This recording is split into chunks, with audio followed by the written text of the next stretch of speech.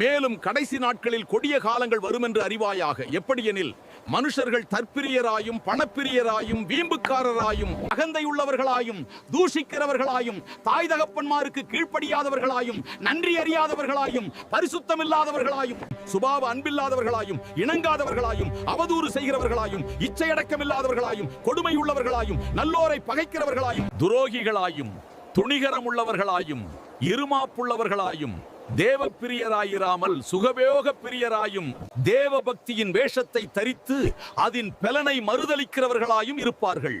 இப்படிப்பட்டவர்களை நீ விட்டு விலகு.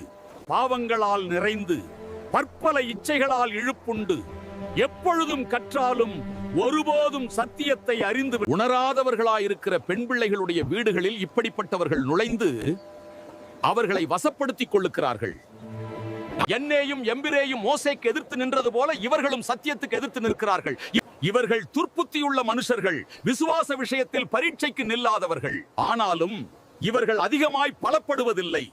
அவ்விருவருடைய மதிகேடு எல்லாருக்கும் வெளிப்பட்டது போல இவர்களுடைய மதிகேடும் வெளிப்படும்.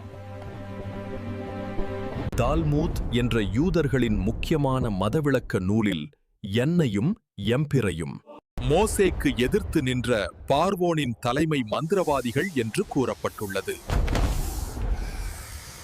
அவர்கள் சத்தியத்திற்கு நேரடியாக எதிர்த்து நின்றவர்கள். அதேபோல கடைசி நாட்களிலும் அவ்வாறே இருக்கும் என்று பவுல் எச்சரிக்கிறார்.